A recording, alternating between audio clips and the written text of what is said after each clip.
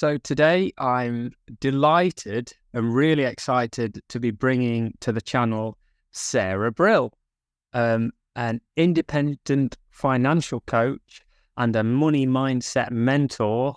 I have no doubt this is going to be a really exciting conversation.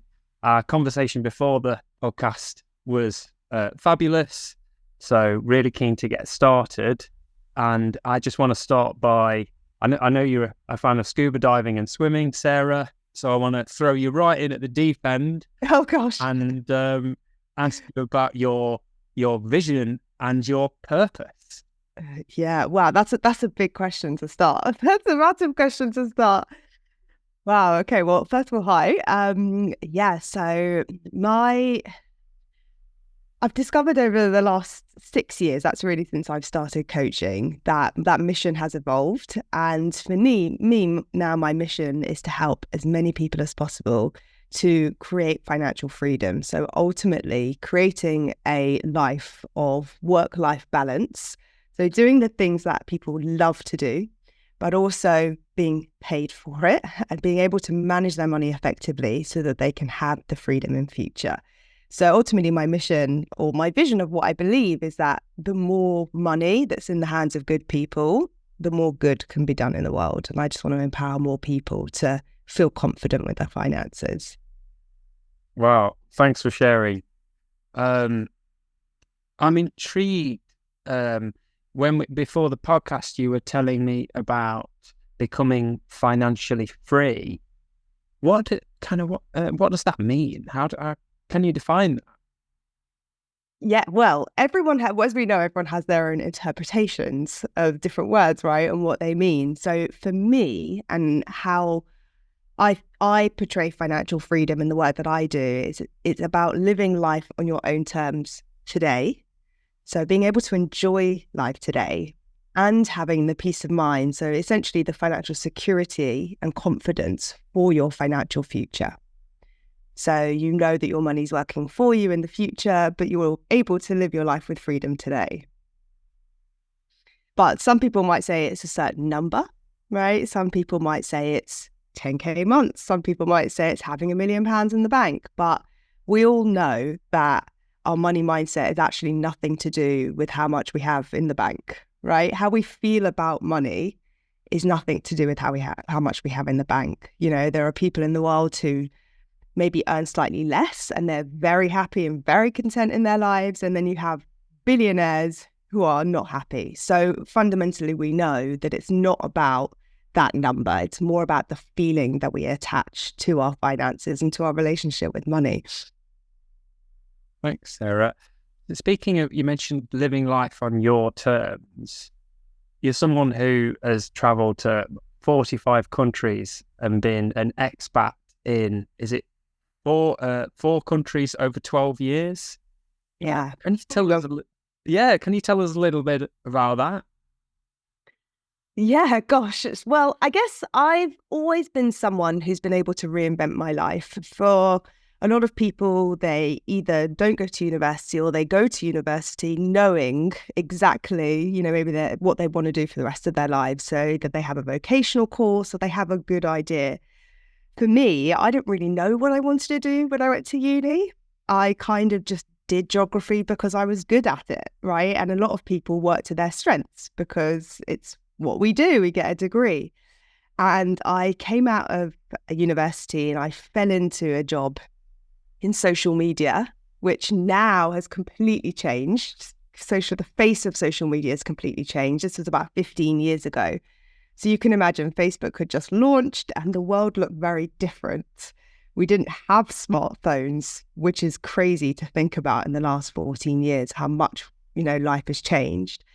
And yeah, I just decided one day, I went on holiday to Dubai and a friend said to me out there, he was like, there's loads of opportunity. There's loads of jobs, the pay is really good. Why don't you get a job? And yeah, I printed off 100 CVs, went into a building, started at the top, gave out those 100 CVs. And by the time I got to the bottom, I had 2 job offers and 1 interview and ended up staying in Dubai for 4 years after that. So that's really what kicked off that phase of my journey. Yeah. I was reading in your bio that you'd sort of encountered some stress and some like burnout, which cultivated in, was it a one-way flight to Myanmar? Yeah. So I spent 4 years in Dubai and I was working in corporate. And I'm sure a lot of people will relate to this when you're working. It's not just that you're working, 9 to 9. It's the amount of work and the volume of work that you're doing and the type of work. And one day I went on a business trip. My remit was managing MENA, which is the Middle East and North Africa, for this company. And I'd fainted on an aeroplane on this business trip. And I remember it so clearly because I was lying on the floor of the plane and the cabin crew's coming over to me, like giving me oxygen, making announcements for the doctor. And I'm thinking, like, what has my life come to? I've just been to Egypt, done an event. Now we're flying back to Dubai. We're going to Qatar tomorrow. And here I am on the plane floor thinking, what is going on with my life? And yeah, I thought, oh, it's just low oxygen, and I went to the doctor after I got back from that business trip and they said to me, are you stressed? And I was like, yeah, I guess I am a bit stressed. And they said, well, this is what burnout looks like, So I think burnout for a lot of people looks very different. But ultimately, that led me to being fired from that job because I wasn't performing at my peak. And I decided to go on holiday to Bali for 3 weeks, which then turned into almost 3 years of traveling around Asia and retraining as a dive master, working as a digital nomad, and all the rest of it. So the corporate life from that point was sort of a thing of the past. Yeah. For me, at least. Thanks for sharing. I'm sure we definitely don't have enough time to go into travel experiences and everything that you learned on that journey. But if it was anything like mine, I'm sure we could go on all day and all night. Yeah, I think travelers or people that travel are a certain breed, and for a lot of people who get the backpacker bug, they understand that when you're going to countries, it's about being outside your comfort zone. It's very much about being outside your comfort zone, experiencing new places, new cultures, seeing how the world operates in different ways, and then really integrating yourself into that society. So for me, I've always been a traveler who wants to go somewhere completely off the beaten track where no one else goes, which helps with diving because a lot of the best dive spots are places that are untouched. Being able to immerse yourself in that culture. And I guess I learned a lot about my money mindset on that journey, but also learning from different places. So, going from Dubai, everyone knows Dubai's got, the skyscrapers and the skyline and, the buildings are epic. And then you go to somewhere, like Myanmar or, other places in the world, which, the lifestyle is very, very different. People there are building the roads with their hands, so you sort of really start to understand the economics of the world and how people are very, very different in the world that they live in. So it's definitely an experience. I would recommend traveling to anyone. Likewise, definitely. And speaking of taking that path less followed and doing things in a different way to others, I know that you place a lot of emphasis on the importance or the relevance of you being single on that journey. And I know you featured in a front page article for the Daily Mail on that very topic of being single and dating and relationships. I'd love to hear your thoughts on that. Yeah, I think so. Yeah, I think for me, because I've always been single, the importance of financial independence is a lot more, I don't want to say weighted, but there is a lot more pressure to be financially independent, right? So it's not like you're renting a place and you're sharing all your bills, or you've got someone behind you if you're not working for a while, or you decide, actually, I want to change my career, that someone's going to support you, both, in your relationship, but also financially as well, because that's the reality. So I think it's always pushed me to be as independent as I can be within my own means. So I've just embraced the fact that I'm single and just really do live and breathe what I deem to be my best life. So not letting that hold me back. And it's always almost maybe push me to work hard, not harder, let me reframe that, or push myself in a way to stretch my own limitations so that I can maximize, the impact that I'm having. So yeah, that article was last year. That was kind of after a lot of the travels that I'd done previously. And really for me, that was a stage of my coaching career where I was stepping out into this authentic self and being honest with myself, because there's a lot of shame that's carried around being single. And particularly, when I coach couples or people who are in relationships about money, that might then have a certain meaning to other people about who I am. So for me, that was a big step in embracing my authenticity, embracing who I am, and really standing up as someone who can be a thought leader in that space. So yeah, that was this time last year, I believe it was. You mentioned sort of shame there around money and money mindset. We were discussing before the call, and I was sharing how, in sort of my world, my experience, the topic of money has been like a taboo subject, like not to be discussed with friends or family, can be the source of disagreements. And then even to the point that I personally felt bad when I'm not earning money or not earning enough, and then felt bad when I am earning money. So it's like, it's a really difficult topic. I wondered if you could speak more about that. Is it only me that feels like that? Yeah, I'd say it's pretty much everyone feels like that, but especially before they've started coaching with me. But no, I definitely have experienced that with the coaching that I've done. I think for me personally, I definitely used to have that type of thinking. And I think when you grow up in the UK and you're middle class, right? So your parents are just working, middle class, you're not born necessarily into wealth.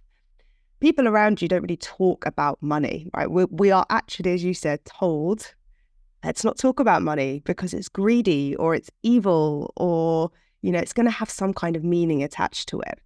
And I think a lot of us think like that, which leads us to then avoiding money or not talking about money at all, which we know there's trillions of pounds of debt in the UK right now. So we're kind of not helping ourselves by not opening up this topic of being honest about it.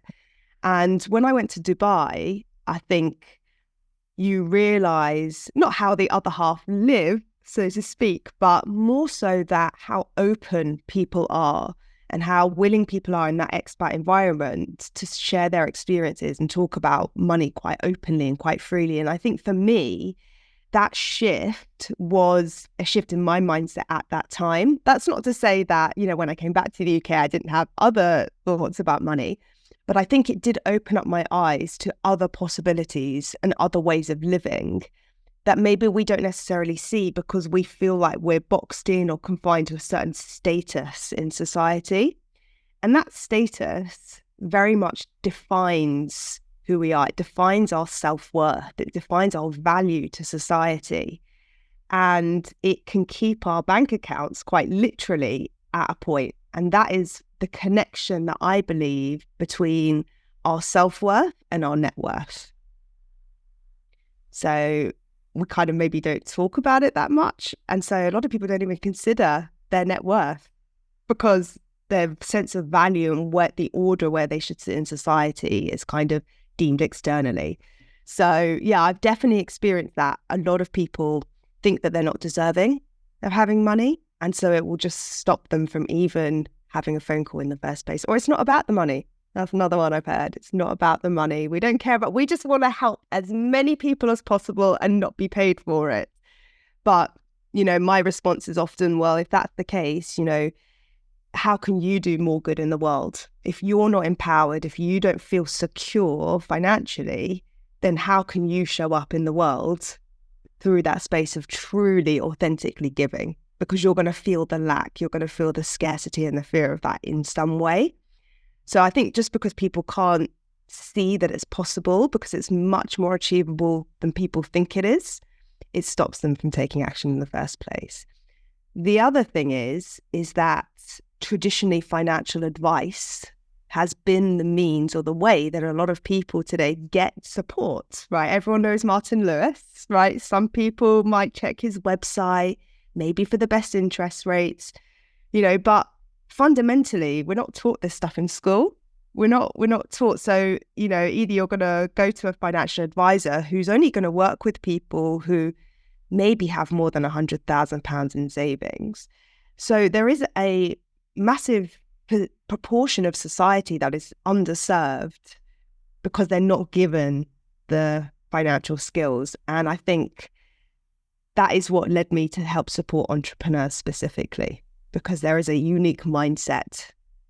It's different if you're having a salaried job and that money's coming in every month. You can make all the excuses not to save money, that you're not earning enough.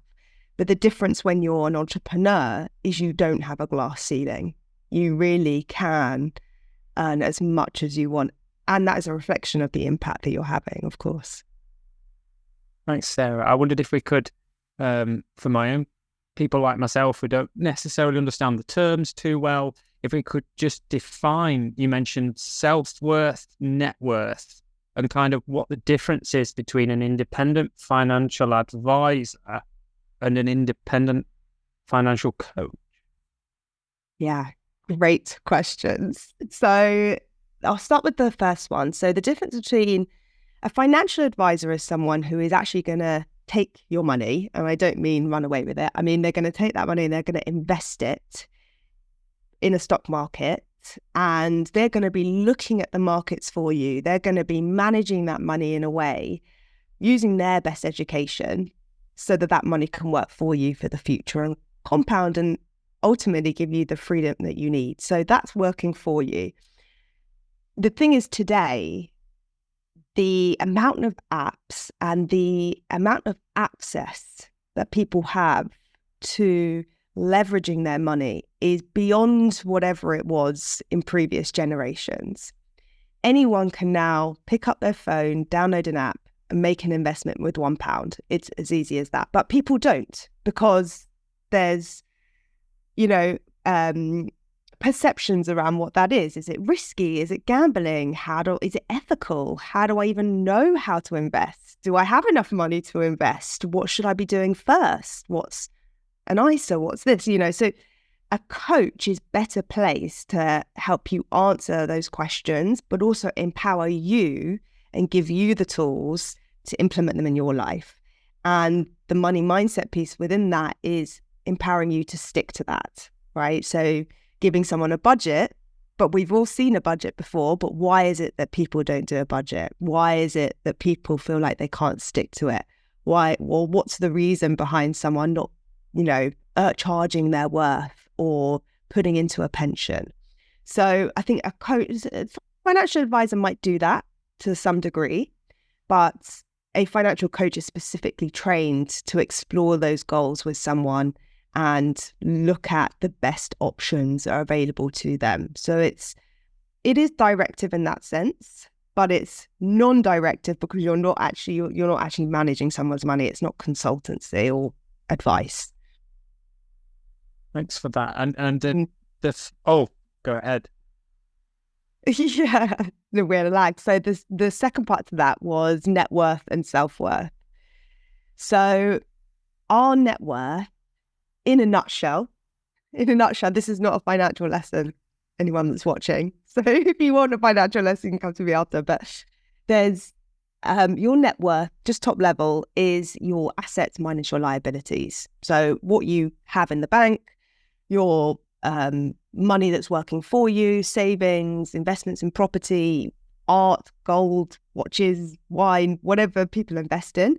And then your liabilities are whatever debts you owe. So that could be student loans, it could be the mortgage on your property, it could be debts, right? It could be any form of liability that you have to your name. And so when you minus what you owe from what you have, that is the figure of your net worth. It's like a snapshot in time of what your financial situation looks like.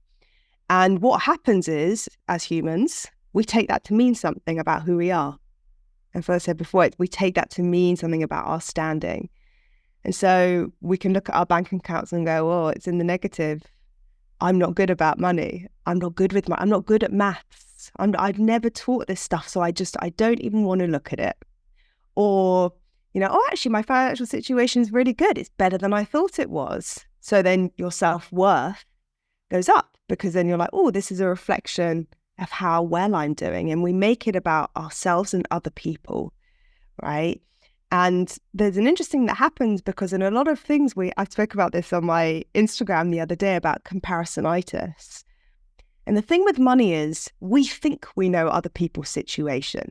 And especially with the way social media is now, it's very easy to think this person is making 10K months, this person is making millions of pounds, but you really don't know what's going on behind the bank account. You really don't know that, but we make assumptions, right? We project out how we're feeling about that money, and we make that mean something about who we are. Oh, they're earning 10K months. We don't need 10K months. We don't want to talk about that. And so that then becomes literally, how we then show up and go about our coaching as well. So self-worth in that sense. Thanks, Sarah. You mentioned your Instagram. I have been on your website and taken your Sacred Money Archetypes quiz. And I came back as a nurturer. And it was interesting. That was no surprise, as someone who loves coaching, went into coaching to help people and tends to give a lot of my time away and a lot of my coaching away for free, and really struggles with bringing conversations about money into that space. I'm curious what you might say to me, and perhaps people who resonate with my position. I've met quite a few. Yeah. So I was just checking. Your first one is accumulator. Second was nurturer. And third was alchemist. So just for context, for anyone who's listening to this who hasn't come across me before, I combine the Sacred Money Archetypes work with the financial coaching. So an archetype, and we all sort of identify with archetypes in some way, because they are a structured way of thinking about humans or the world, right? So you might have heard of the hero archetype or the mother archetype. So they are completely universal. The archetypes are universal. They've been around before language was even invented, right? If you think about hieroglyphics and, people used to communicate through symbolic language. And so your sacred money archetype is a form of a symbolic language, right? Which makes it a lot easier to understand and break down our unique strengths, but also our sabotages with money. And this will speak to people on a soul level, because it's who we are by nature, not by nurture. I know people talk about the money stories, but it's by nature. So who we are born, the environment we are born into, and we will resonate with different ones. So everyone has a top three, and you might resonate with some more than others. So for yours, it was accumulator, nurturer, alchemist. So often when people come to me, they're misaligned in some way with their money mindset. Either they're not making as much as they would have hoped, either they've set out with a financial goal and maybe they're not there yet. Maybe they are failing to stick to the budget, and they're actually earning good money, but no matter how much they earn, they're always living paycheck to paycheck. So you can negotiate your salary, you can get more clients, but if your spending habits don't support that, you're always going to plateau and loop around at the same level. And the next step to that is when you're scaling your business and you're hiring the team, you're hiring the support, trusting yourself in that process. So the archetypes are a supportive framework which help people understand at any point of their journey how they can lean into their strengths more and leverage those, because it's all within us. We just need to rewire it, the subconscious. that will then help people to feel freer and feel more confident with their financial skills. So no matter what archetype you are, no one is better than the other. They all have unique strengths. So for example, the accumulator is the inner banker, and they are very good at saving money naturally. But the challenge might be that they fear scarcity. So for each archetype, it shows up differently in their lives. Yeah, but I use it as a core framework to better understand people's inner wiring. And I tend to throw people in the deep end because I do give people the practical tools to, you know, look at their budgets, to do all the things as they go through coaching with me, so that, yeah, they're empowered to create this life and that they dream of and their financial goals. Thanks, Sarah. You speak about creating the life that they dream of. I haven't encountered someone speak about money in the way that you do before. As speaking to financial advisors, it tends refreshing, then. It is refreshing, and it tends to be more about the FTSE 100 and, you know, stocks and shares, what's doing well, what's not, you know, bonds and all these sorts of quite dry and quite dull topics. And you're clearly someone who's really passionate about your subject. I'd love to know where that passion, where that interest stems from for you. Oh, I don't know if I can pinpoint it, you know. I mean, considering the fact that I am an accumulator ruler maverick, it does make sense that money interests me because the accumulators love to save. But that doesn't mean to say that I haven't had my own shadow side and my own challenges, you know, in, you know, starting up a business and becoming an entrepreneur, shifting from that you know, employee to entrepreneur mindset. There's like a shift that happens there, and then you kind of shift again from entrepreneur to employer once you start establishing your business.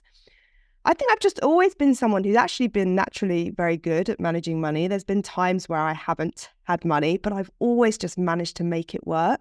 I've just always managed to find my way. I remember when I was in Australia and I had $19 in my back pocket, and I remember the hostel was $25 for a night, and the train ticket from Melbourne to Mildura, which is in the middle of nowhere in Australia, it was $16. So because I couldn't afford the night stay, I'd booked a train and went to go and get myself some work, you know, and I just had to live very frugally for a time. And I've just, never really got myself into debt, but at the same time, never really understood what investing was. So for a long period of time, you know, I thought that investing was very risky. You know, I thought that it was something that only rich people did, until I started to set up my business and started to, you know, think to myself, well, how can you create a sustainable, successful business? What does that even look like? Because often we go to a business coach and we think we have a systems problem, but it's not a systems problem. It's a money mindset problem. And a lot of business coaches position money mindset as a part of the business. Whereas for me, it's looking at your holistic life through that financial lens. And for me, that's just so exciting to empower people. You know, when people come to me at the end of my coaching, and at the beginning, they're like, I'm not talking to my partner about money. I'm not making money in my business. Everyone thinks I'm outwardly very successful, but inwardly, I'm actually living feast to famine. And I kind of get a client here and there, and it feels very uncomfortable, you know, to move someone to a place where they're getting those consistent clients, where their bank account is reflecting their worth, and they have capacity to hold that, because it's energy. It's being able to hold that responsibility and that energy. You know, money won't come through for people if they're not feeling like they're worthy enough of holding that money. So for me, it really excites me to look at it through this lens, rather than the mechanics of, well, how many times are you posting on Instagram? You know what I mean? Because you have people who have millions of followers and they don't monetize their Instagram.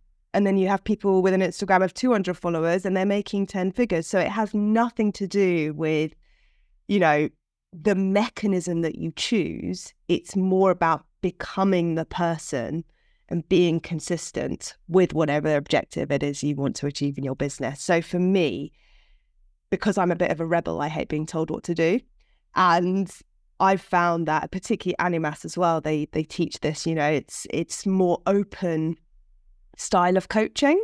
And I think I really embrace that. And that's what excites me, is just seeing that journey unfold for people. And to empower more people just to have money and not have to stress and retire early. Like, that's what I'd love to see, just because I've been so lucky in my life, to be able to do that. I'm now harnessing those skills to really help other people do that. So I love it. I don't know where that passion comes from, but it just, it's I think that's the thing though. When you find what you love to do, it does feel easier.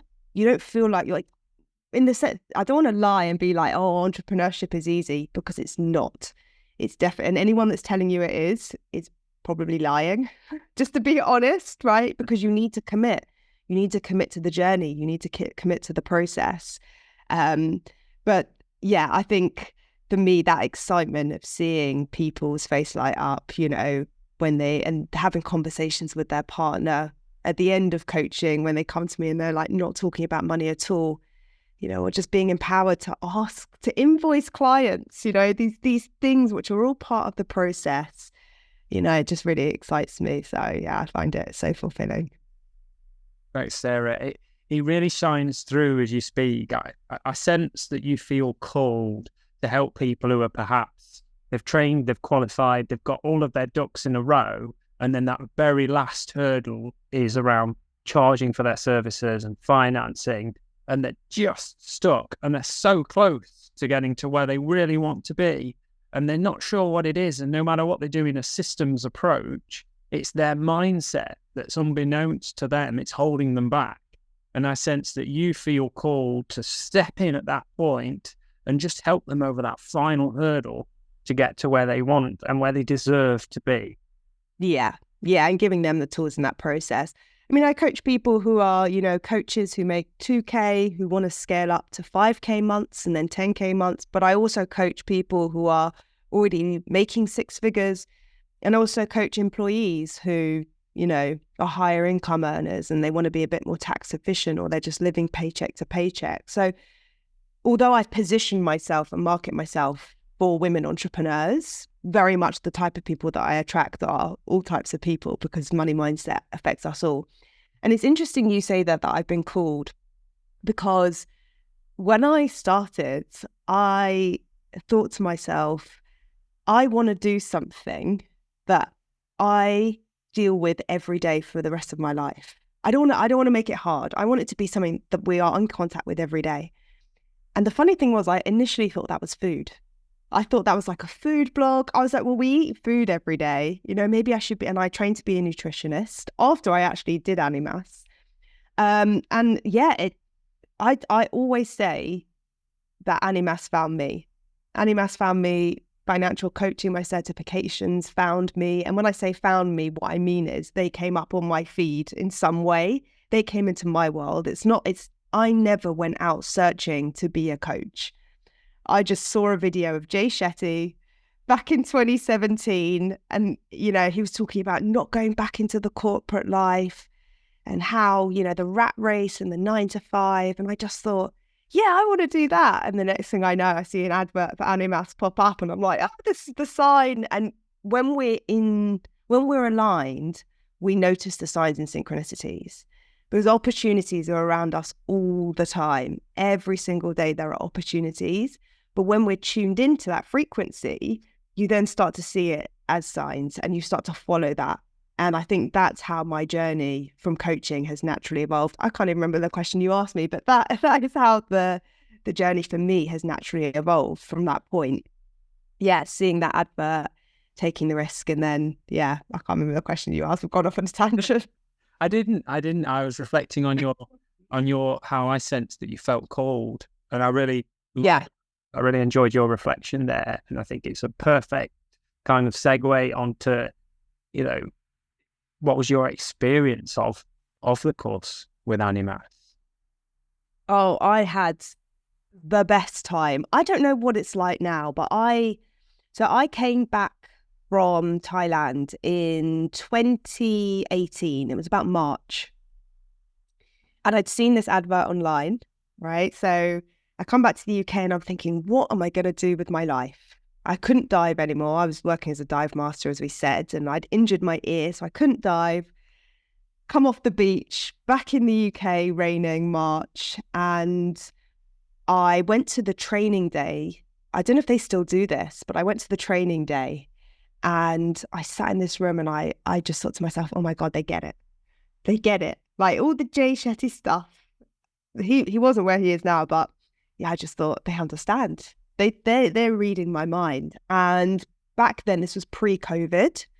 So we were in Regent's Park University. I don't know if they still do it there, but once a month, we used to meet up on Saturdays and Sundays.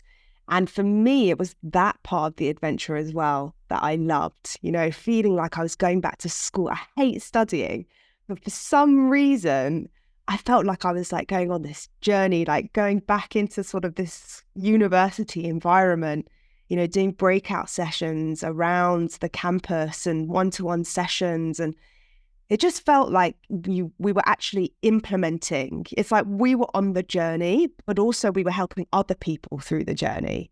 And yeah, for me, it just completely radically changed the way that I thought about even coaching. And it's very important to me. The professionalism of Animas was something that drew me to Animas. The fact that it was accredited, that it has it's professional, the way it presents itself. And yeah, I think I just loved the whole experience. And by the end, having perspective shifts, I thought, oh, I need to create a course and do this. And I did what most coaches do after that and just kind of sat in that space of like, well, how do I now monetize this? How do I, I've had my trainee client. How do I now actually build a business with these skills and tools that I've learned? So I definitely had that transitionary period after, but the actual process of Animas for me was enlightening in ways I probably can't even describe. It changed my life. Yeah. So glad to hear that, Sarah. So the course is now all fully remotely delivered, and there's still, an introductory day done via Zoom. But I'm so pleased to hear that you had that experience. It was similar for me as well. I remember it feeling like, wow, this doesn't feel like courses I've done before. I'd done a lot of technical courses in my old kind of IT job.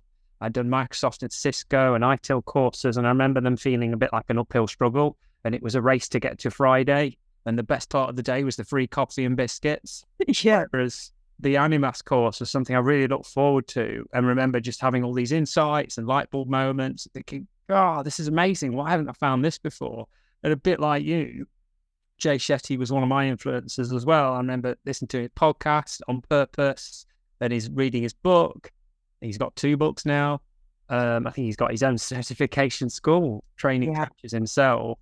But I feel for me, coaching just brought all of that personal development stuff together in a way that I could feel and really get hold of. And I'm at a point in my coaching where, I've got core skills from the course, and I'm looking at what I can add to it and how I can really niche and upskill myself in like a specialist area like you have.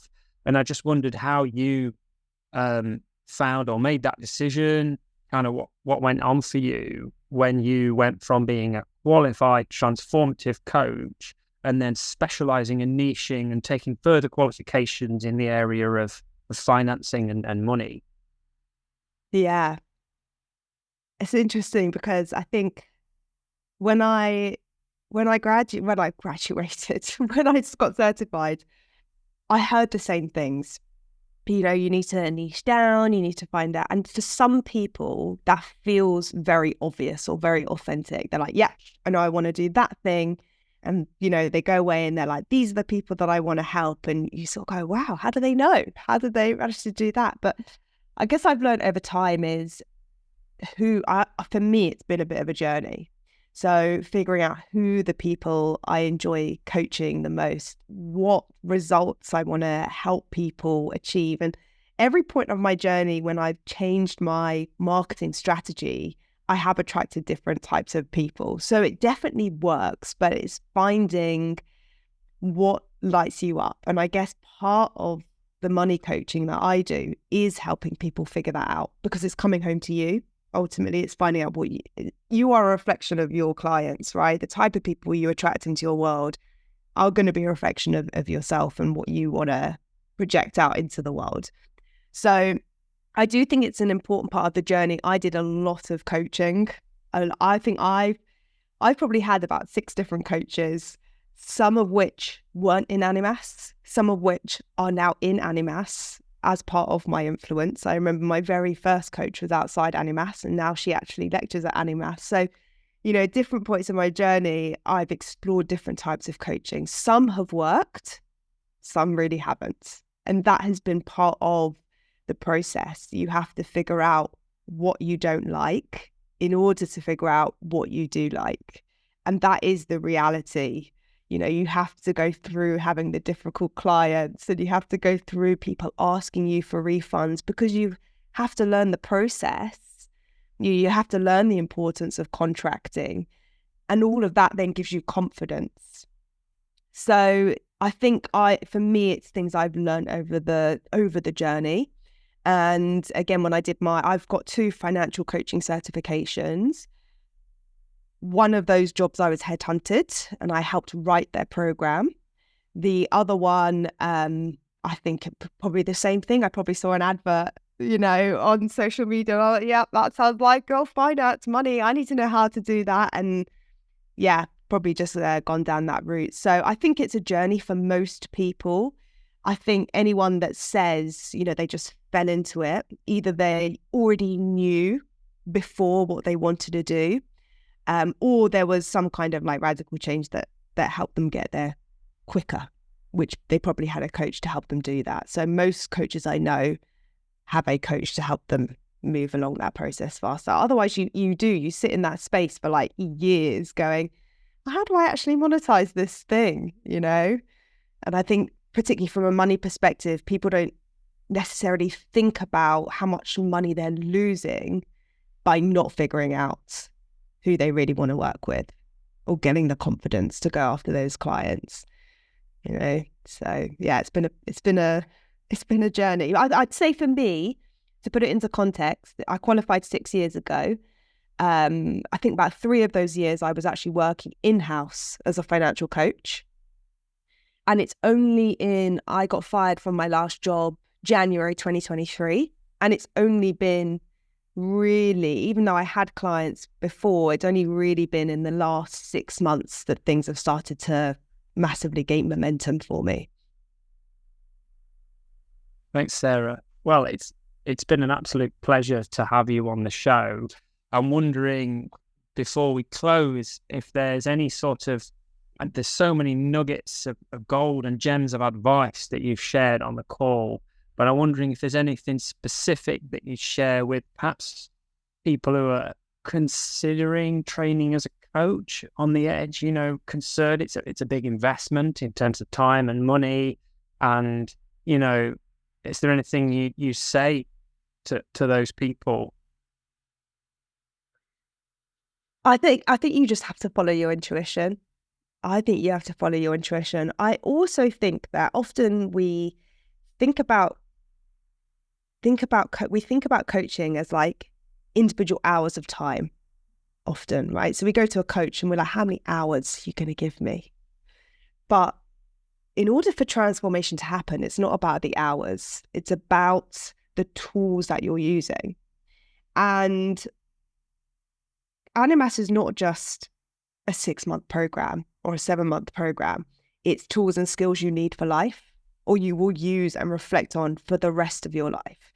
In the same way that when people come to me and they say, well, I don't really want to do a budget, I don't really need to know about investing. Well, if you get the tools now and you implement that now, you're going to be in a way better position the earlier you start. And those tools are going to serve you for the rest of your life. So I think with any skill that you're learning, it's about seeing the bigger picture of how that's going to impact your life, right? It's not just for those 6 months, because I've made connections with people who I still talk to 6-7 years later, right? Natasha, she works in the community, and I've done coaching with her on several occasions. So I think it's about the experience. It's about the connections that you make as much as it is your own personal journey and experience. So I'd say for me, the biggest takeaway was that, more so than learning the skills and teaching other people. That came after for me, I think. So yeah, I'd say just take the leap. If you're thinking about it and sitting on it, the only thing stopping you from changing the trajectory of your life is you. Like, you are the common denominator. If you're looking for a change or a shift, but you're feeling like, I don't know if this is for me, well, if you don't do it, what happens? Your life probably stays very static as it is at the moment, because you're looking for that thing. So yeah, I'd say if it's found you, see it as an opportunity and see it as a sign.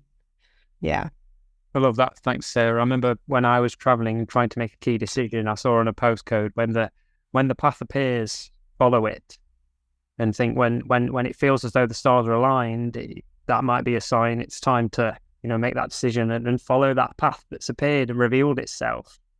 100%. Yeah. And if you feel like it's not the path, then you're probably not there yet, because what's meant for you will never pass you. That's what I believe. If it's meant for you, if that's supposed to be your path, you will take the action, or you will be pushed. It's either reactive or proactive. So you will be, i.e., for example, being fired from a job. The universe will just say to you, well, this is your opportunity. Here's your little nudge in the right direction. So it will find you regardless if it's meant to be that path for you. Yeah. And so on that remarkably philosophical note, who thought money could be so philosophical, eh? If someone's been listening and is really keen to hear more and wants to get in touch with you, and maybe wants to find out what their sacred money archetypes are, you mentioned Instagram. Where can we find you? How can we contact you? Yeah, so I'm on, I'd say LinkedIn is probably where I hang about most. I'm on Instagram quite a lot as well. I have my Sacred Money Archetypes quiz, which is on my website. That's free to do. And there is a 2-part training and workbook with that as well. You might have to look through the numbers for your results though, as we just established, but that is the most logical next step to figure out what your strengths are and what your sabotages are with money. I'd say that's a very good starting point and foundation into your financial journey.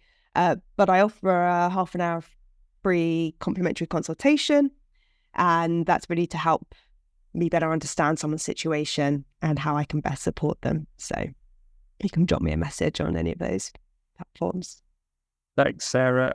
Do you have any final closing words for the community? Oh gosh, first of all, thank you for having me. I've been invited back, so I've got a few talks coming up. September, October, November. November's Talk Money Week. Maybe, I don't know when this is going to go out, but we were talking yesterday and saying, we're over halfway through the year now, and often we think to ourselves, well, June, July, it's halfway through the year, but by the time people are watching this, we might be near August, September, and we think that's halfway through the year. And 2024 in numerology, when you add up 2 to 4, is 8, and the number 8 is infinity, right? When you turn it on its side, it's literally infinity, and 8 years are years of prosperity. So this is quite literally in the start, like, this is a year of abundance, wealth and prosperity for people. And considering what happened in the past few years with COVID, with a lot of political change in the world, a lot of unrest, if you haven't already stepped in and felt the energy of this year, then I would highly to suggest to, have a conversation about money in the next few months before we come to 2025, which will be in 9 years. The energy changes again. So it's about understanding the flow as well. So I would highly recommend anyone to explore that money mindset if they haven't already. Well, Sarah, we've never had closing words like that before. Yeah. I know that I definitely stepped in and felt the energy of our conversation today, and I'm sure that all of our viewers and watchers will as well. So I just want to thank you again for your time today and your nuggets of wisdom. Thanks for having me. Oh, it would be fantastic to feature you on the channel again and maybe do a really deep dive into money mindset for coaches and prospective coaches as well. Yeah, sure, we can do that. Yeah, I'd also say if anyone's watching this, please put in the comments if you have any specific questions. This is a conversation at the end of the day, and it's important, you know. I guess Animas, their vision, you know, is helping people become successful coaches as well, but through the lens of giving them the right tools. So if people have questions, then definitely write them in the comments and I will go and check, and yeah, happy to answer any questions that you have. So yeah, more than happy to do that. Well, there you have it, an invitation from Sarah herself. Thank you, Sarah. Well, thank you very much for having me as well.